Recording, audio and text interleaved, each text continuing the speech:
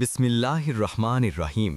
সমস্ত প্রশংসা মহান আল্লাহর জন্য, যিনি তার প্রিয় নবী মোহাম্মদ সাল্লাল্লাহু আলাইহি সাল্লামকে এমন এক অলৌকিক সফরে নিয়ে গিয়েছিলেন যা মানুষের বুদ্ধি ও কল্পনাকে হার মানায়।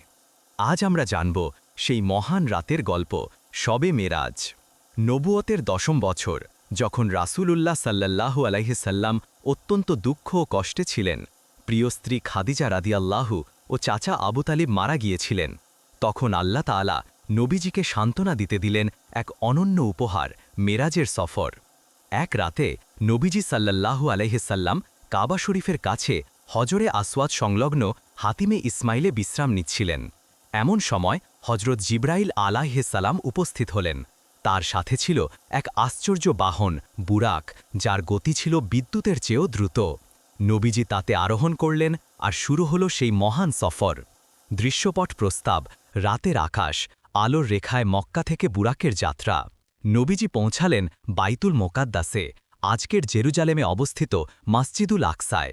সেখানে একত্রিত ছিলেন সকল নবী রাসূলগণ, আদম আলাইহিস সালাম থেকে ঈসা আলাইহিস সালাম পর্যন্ত। আর নবীজি সাল্লাল্লাহু আলাইহি সাল্লাম তাদের সকলের ইমামতি করেন। এটি প্রমাণ করে ইসলাম সকল নবী রাসূলের ধর্মের সমাপ্ত রূপ।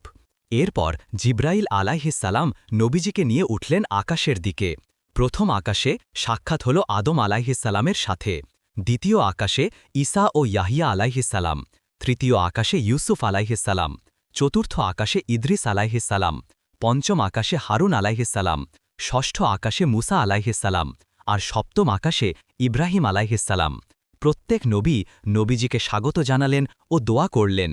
এরপর নবীজি পৌঁছালেন সেই স্থান পর্যন্ত যেখানে ফেরেশতাদেরও যাওয়া নিষিদ্ধ, সিদরাতুল মুনতাহা। এখানেই নবীজি সাল্লাল্লাহু আলাইহি সাল্লাম মহান আল্লাহর সঙ্গে কথা বললেন।